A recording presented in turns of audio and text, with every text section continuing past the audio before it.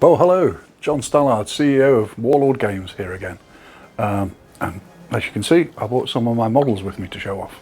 It's been a dream of mine for some years to produce some Napoleonic models, Peninsular ones if possible, to actually show how the troops might have actually looked when on campaign, as opposed to most other companies, including ourselves, having them rather pristine and spit and polish ready for inspection. Soldiers who had been out for months and months, even years in the Peninsular War, would have to mix and match with whatever their commissariat sent them. And one of the regiments marching past Wellington, Wellington said, "Who are these fellows?" And he couldn't even recognise one of his own regiments, so ragtag was their appearance. As some of them were dressed in clergymen's robes and even women's dresses and women's hats, anything to keep off the fierce Iberian sunshine. So I thought, well, if the old Duke himself couldn't even recognise his own regiments, it's time for Warlord to make some exciting regiments to put on, mix and match on your tabletop. Well, naturally we started with doing Nosey's men, the redcoats of the Peninsula.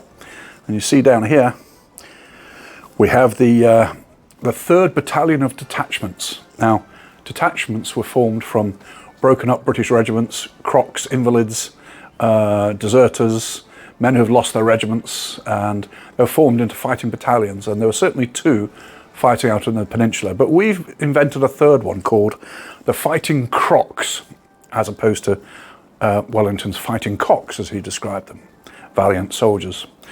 Now these are a bunch of ne'er-do-wells, which we'll come to shortly. Wouldn't be terribly fair if we just made the British, so we have these guys, the 73rd line, called the Butchers, which, as their name suggests, means they're quite unpleasant fellows to fight on the tabletop and on the battlefield. We gave a good briefing to our 2 designers, who were allowed to put as much spirit and attitude into the models as they liked. We gave them a bit of a brief, but really we said, run mad, go with whatever you want, and they haven't disappointed us. There's 24 models in each set, or 25 in this one, I think, in each set, and each model is entirely different, whether he's a grenadier or voltigeur or line man. You'll find that he looks nothing like the companions standing next to him.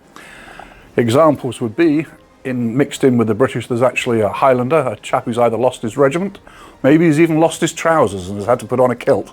Either way, he's mixed in here in the back ranks. We've given the unit colours, and which technically they shouldn't have, because if they're a unit of detachments, they wouldn't actually have a regimental colours, but we know what wargamers are like, and we do like to have our standards. So we've included those in the box set, but we've made them really tattered and torn, and not any particular regiment, so you can make it up whatever you want to be.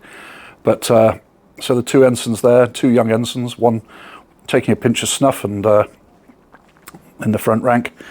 There's some real old characters here, and we've decided to name all the models as well. It's something that we used to do at Games Workshop years ago, and believing it gave every model a certain amount of credibility and a bit of fun. So here's a couple of examples. Here's Private Zachariah Grubb with his crutch to help him walking. Sergeant Postlethwaite seems to be interested in staring into his shako at something there. Sir Cecil Melchett. Wellington was very strict about his officers not carrying umbrellas on the field. We didn't say something about parasols though. Then we have the Pugh brothers, who were eternally fighting with us, twins.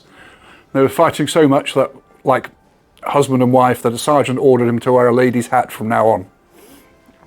So each of these models are also stuffed to the gunwales with French loot, geese, sausages, bread, pigs, French canteens, French hats, this guy's wearing a very fetching French grenadier's hat, which he's nicked, and a French gourd there. Oh, he's also got a pig sticking out from under his jacket. A bunch of ne'er-do-wells, and as before mentioned, a very savage dog. So that covers the British. Here is the captain of the major of the French battalion. Awesome whiskers, carrying his baton, smoking a pipe, and the fellow in charge of the Butchers.